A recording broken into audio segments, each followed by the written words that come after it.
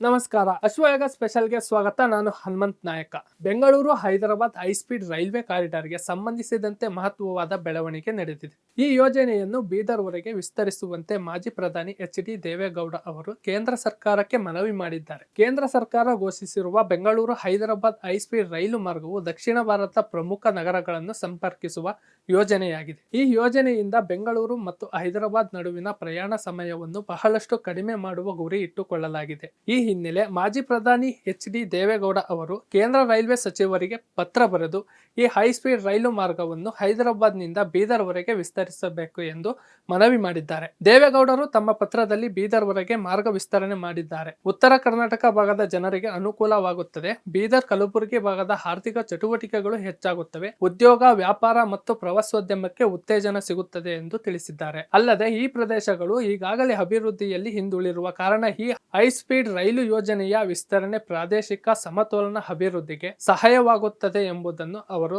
ಸ್ಪಷ್ಟಪಡಿಸಿದ್ದಾರೆ. ಬೆಂಗಳೂರು ಹೈದರಾಬಾದ್ ಹೈಸ್ಪೀಡ್ ರೈಲು ಕಾರಿಡಾರ್ ಕಾರ್ಯಾರಂಭವಾದರೆ ಈ ಎರಡು ಮಹಾನಗರಗಳ ನಡುವಿನ ಪ್ರಯಾಣ ವೇಗವಾಗಿ, ಸುರಕ್ಷಿತವಾಗಿ ಮತ್ತು ಸುಲಭವಾಗಲಿದೆ. ಇದು ದೇಶದ ಆಧುನಿಕ ರೈಲು ವ್ಯವಸ್ಥೆಯತ್ತ ಮತ್ತೊಂದು ದೊಡ್ಡ ಹೆಜ್ಜೆಯಾಗಿದೆ. ಒಟ್ಟಿನಲ್ಲಿ ಬೆಂಗಳೂರು ಹೈದರಾಬಾದ್ ಹೈಸ್ಪೀಡ್ ರೈಲು ಯೋಜನೆಯನ್ನು ಬೀದರ್ವರೆಗೆ ವಿಸ್ತರಿಸುವಂತೆ ಮಾಜಿ ಪ್ರಧಾನಿ ಎಚ್.ಡಿ. ದೇವೇಗೌಡ ಅವರು ಕೇಂದ್ರ ಸರ್ಕಾರಕ್ಕೆ ಮನವಿ ಮಾಡಿದ್ದಾರೆ. ಇದರಿಂದ ಉತ್ತರ ಕರ್ನಾಟಕ ಭಾಗಕ್ಕೆ ಅಭಿವೃದ್ಧಿಯ ಹೊಸ ಅವಕಾಶಗಳು ಸಿಗುವ ನಿರೀಕ್ಷೆ ವ್ಯಕ್ತವಾಗಿದೆ.